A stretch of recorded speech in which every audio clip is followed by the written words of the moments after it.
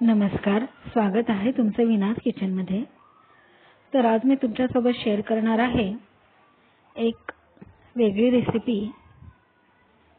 इडलीच्या चटणीपासून बनवलेली मसाला पुरी। चला तर मग आपण सुरुवात करूया। तर इडलीच्या चटणीमध्ये आपण जेवढं पीठ बसेल तेवढं मैद्याचं पीठ किंवा गव्हाचं पीठ टाकायचं आहे। खूप जास्त पीठ टाकायचं नाहीये, तर त्यामध्ये आपण थोडंसं डाळीचं पीठ, रवा आणि तुमचे आवडते मसाले टाकून ते पीठ असं सैलसर मळून घ्यायचं आहे। खूप घट्ट मळायचं नाहीये, सैलसरच मळायचं आहे, कारण आपल्याला पुऱ्या गव्हाच्या पिठाच्या जशा पुऱ्या आपण करतो मऊ लुसलुशीत तशाच करायच्या आहेत। तर तुम्ही बघू शकताय, साधारण आपण गुलाबजाम करतो तेवढे गोळे या पिठाचे करायचे आहेत। तर मी हे गोळे करून घेतलेले आहेत आणि एका ताटामध्ये ते ठेवलेले आहेत। तर जवळजवळ 15 गोळे मी केलेले आहेत। तर हातात बसेल एवढ्या आकाराची पुरी आपण लाटायची आहे, एक एक करून, आणि ती एका मोठ्या ताटलीत किंवा परातीमध्ये सुती कापड किंवा बटर पेपर ठेवून त्यावर पसरवून ठेवायचे आहेत, जेणेकरून तळताना गॅस वाया जाणार नाही, पटापटा आपण त्या पुऱ्या तळू। तर तुम्ही बघू शकताय मी सगळ्या पुऱ्या लाटून घेतलेल्या आहेत। तर आपण कढई जी घेणार आहोत तिचं जे बॉटम आहे कढईचं ते सपाटच असलं पाहिजे, म्हणजे तळताना कढई घसरण्याची शक्यता कमी असते। तर मध्यम आचेवर मी तेल तापवलेलं आहे आणि पहिली पुरी मी टाकलेली आहे। तर तेल जास्त तापलेलं नाहीये, त्याच्यामुळे ही पहिली पुरी जास्त काही फुगलेली नाहीये। तर मध्यम आचेवर साधारण 1 मिनिटभरात ही पुरी होते। थोडासा कडकपणा येतो, कारण आपण रवा टाकलेला आहे, मैद्याचं पीठ सुद्धा आहे। तर तुम्हा सगळ्यांना माहितीच असेल की इडलीची चटणी कशी करतात। हिरवी मिरची, कोथिंबीर, ओलं खोबरं,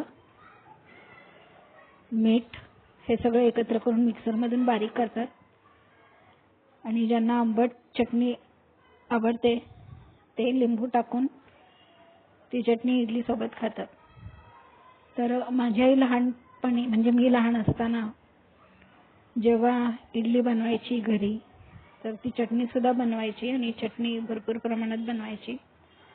तर ती चटणी जेव्हा उरायची, शिल्लक राहायची, तर त्या चटणीमध्ये ती गव्हाचं पीठ टाकायची, कारण लहानपणी फारसं मैदा आम्ही खात नव्हतो, आणि ते पुऱ्या तळायचे, तर त्या खूप मला आवडायच्या। तर आज सकाळी आम्ही इडली आणली होती बाहेरून आणि त्यासोबत भरपूर अशी चटणी दिलेली, तर सगळ्यांनी खाऊन सुद्धा एक वाटीभर चटणी उरलीच। तर म्हटलं आपण ती रेसिपी करूया। खरं तर ही रेसिपी मी पहिल्यांदाच केलेली आहे, पण डोक्यात होती ती रेसिपी कुठे ना कुठे। तर अशा पद्धतीने मी केली। जेवढं चटणीमध्ये पीठ बसेल तेवढंच टाकायचं, वरतून पाणी वगैरे टाकण्याची गरज लागणार नाही, एवढंच पीठ टाकायचं, जेणेकरून आपल्याला चटणीची, खोबऱ्याची चव जास्त लागेल। तर तुम्ही बघू शकता तेल जास्त तापलेलं आहे, त्याच्यामुळे पुऱ्या माझ्या टम्म अशा फुगलेल्या आहेत।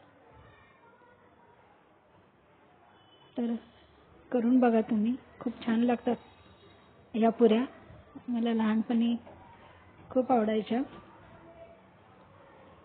पण आज मी पहिल्यांदाच केली आहे, कारण जास्त तेलकट आमच्या घरात खात नाही, त्यामुळे पुऱ्या करण्याचं प्रमाण खूपच कमी असतं।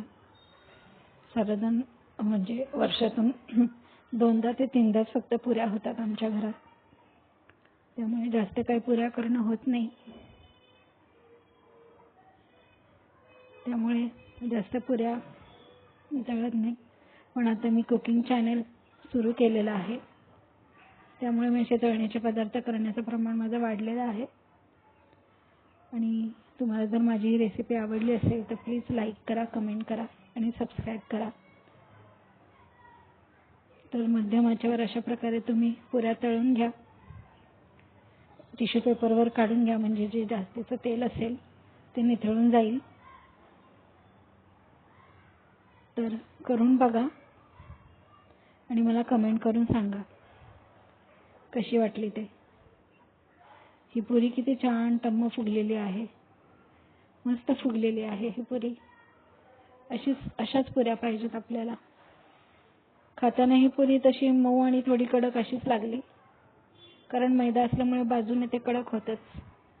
मधून मऊ आणि बाजूनी कडक अशी ही पुरी तयार होते, पण छान लागते. घरात तर आवडली सगळ्यांना. तुम्ही दह्याबरोबर खा, चहासोबत खा, किंवा ही पुरी वापरून तुम्ही मसाला चाट सुद्धा करू शकता. यामध्ये थोडासा बटाटा आणि मसाला चाट वापरून तुम्ही घरच्या घरी छान रेसिपी करून खाऊ शकता. तर जेवढ्या पुऱ्या मी लाटलेल्या तेवढ्या सगळ्या मी तळून दाखवलेल्या आहेत या व्हिडिओमध्ये. काही पुऱ्या फुगल्या तर काही नाही फुगल्या. तर यातली जी एक पुरी आहे ती मस्त फुगलेली आहे, म्हणून मी तो व्हिडिओ तसाच ठेवला.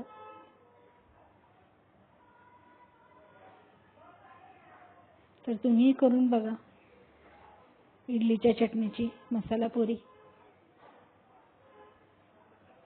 Bye bye.